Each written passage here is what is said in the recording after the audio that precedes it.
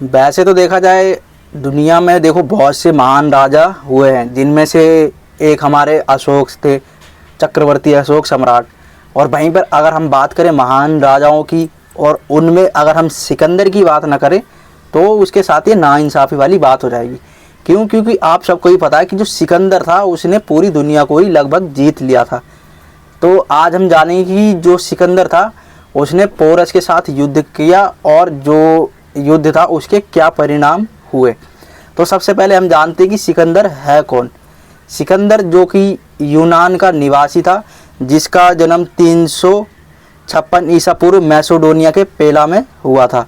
और वहीं पर जो सिकंदर के पिता थे जो कि फिलिप होते हैं, उनकी जब मृत्यु हो जाती है तो कहा जाता है कि जो सिकंदर था वो 19 साल की उम्र में मैसेडोनिया का राजा बन जाता है। और जैसे ही कहा जाता है कि सिकंदर जब राजा बन जाता तो वो 19 साल की उम्र में ही ये सोच लेता है कि मुझे पूरी दुनिया पर राज करना है, मुझे पूरी दुनिया जीतनी है। अब आप देख रहे हो कि जो 19 साल का है वो ये सोच के बैठा है कि मुझे पूरी दुनिया जीतनी है, और वो लगभग जीत भी जाता है। अब कहा जाता है कि जब सिकंदर पूरी दुनिया जीतने की सोचता है तो वो कहा जाता है कि अपने राज्य को छोड़ के पूरी दुनिया जीतने के लिए निकल पड़ता है। कहा जाता है कि जो सिकंदर था वो जब भी निकलता था ना जहाँ से भी, तो कुछ तो जो छोटे मोटे राजा होते थे वो अपने आप को खुद ही सरेंडर कर देते थे कि हमें सिकंदर से लड़ना ही नहीं है, और जो कुछ होते थे उनको सिकंदर हरा देता था और उन्हें मार देता था और वहाँ पर कब्जा करते हुए चला जाता था, आगे की तरफ बढ़ता था। अब कहा जाता है कि जो सिकंदर था अब वो भारत की तरफ आता है, लेकिन कहा जाता है कि जो भारत में जो पोरस थे वो सिकंदर से लास्ट युद्ध लड़ते हैं, और जो सिकंदर का लास्ट युद्ध था वो पोरस से ही होता है। कहा जाता है कि जो सिकंदर थे जब ईरान की तरफ आते हैं तो जो ईरान के राजा होते तो वो कहा जाता है कि पोरस के बहुत अच्छे मित्र होते हैं। अब कहा जाता है कि जो ईरान के राजा थे जब वहाँ पर जो सिकंदर होता है जब वहाँ पर हमला करता है तो वो पोरस से सहायता मांगते हैं। तो कहा जाता है कि जो पोरस होते हैं वो उनको अपने 5000 के करीब हाथी और अपनी बहुत सारी सेना भेजते हैं, लेकिन सिकंदर को इस चीज़ की भनक लग जाती है और वो रास्ते में ही उनसे युद्ध करने लग जाता है और उनको वो हरा देता है। उनके राजा को भी, ईरान के राजा को भी वो हरा देता है युद्ध में, और जो ईरान पर भी वो कब्जा कर लेता है। लेकिन सोचने वाली बात ये होती है, सिकंदर के मन में ये बात आती है कि देखो जो राजा इतना शक्तिशाली है, जिसने इतनी सारी सेना भेजी है और जिसके इतने शक्तिशाली सैनिक थे, वो सोचता है कि एशिया में एक राजा तो है ऐसा जो टक्कर दे सकता है, जो सिकंदर को टक्कर दे सकता है, वो है पोरस।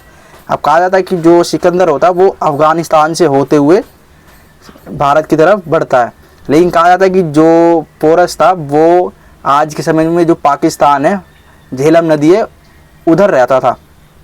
अब वहाँ पर जो पोरस था वो भी जो छोटे मोटे राजा थे उन सबको वो जीत कर बहुत बड़ा राजा बना था। उस समय वो नया नया शासक बना था वहाँ पर। अब कहा जाता है कि जो तक्षशिला है, अब वहाँ पर जब वो आता है, जो सिकंदर आता है वहाँ की तरफ, तो जो तक्षशिला का राजा होता है अम्बी, अब वो सिकंदर का नाम तो भाई दुनिया में उस समय प्रचलित होने लग गया था। जब वो दुनिया जीतने के लिए निकला था तो जो अम्बी होता है वो उससे संधि कर लेता है, उसको बुलाता है, उसकी खूब आओ भगत करता है, उसका बहुत स्वागत करता है।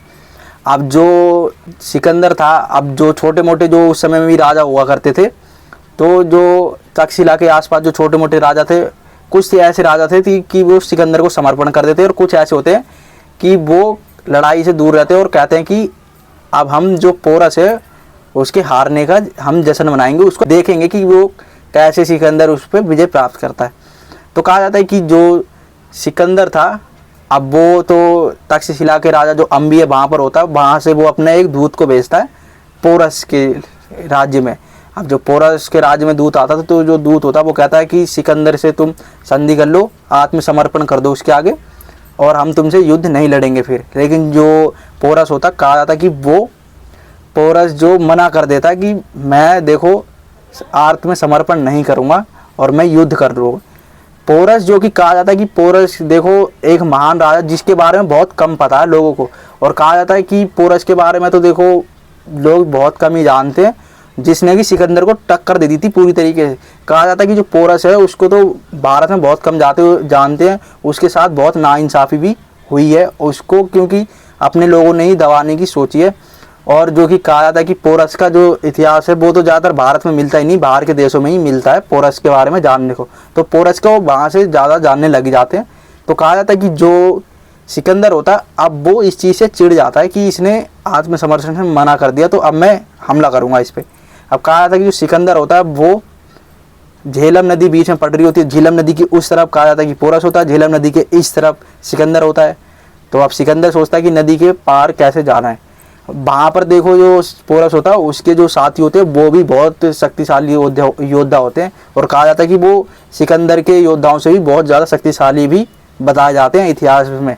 अब कहा जाता है कि जो पोरस होता है अब वो प्रतीक्षा कर रहा होता है, लेकिन कहा जाता है कि जो सिकंदर होता है वो एक समय में झेलम नदी को पार कर जाता है, और वो जो पोरस होता है, जो पोरस का कहा जाता है कि एक टुकड़ी होती है सेना की, उसको वो मार देता है। अब कहा जाता है कि बारी आती है सिकंदर और पोरस के युद्ध की। अब जो सिकंदर होता है वो पोरस से युद्ध करता है। तो कहा जाता है कि जब पोरस को वो हराने लग जाता है सिकंदर, तो वो क्या करता है कि अपने जो पालतू हाथी होते जो कहा जाता है कि बहुत प्रशिक्षण होते हैं युद्ध के लिए, उनको वो छोड़ देता है। अब लगभग जो 300 हाथी होते हैं वो कहा जाता है कि जो सिकंदर होता है उसकी पूरी सेना को वो तबाह करने लग जाते हैं, जिसकी सिकंदर ने कल्पना भी नहीं की होगी। लेकिन कहा जाता है कि जो सिकंदर था वो भी तेज था। अब देखो दुनिया जीतने निकला तो वो ऐसा तो राजा था ही नहीं।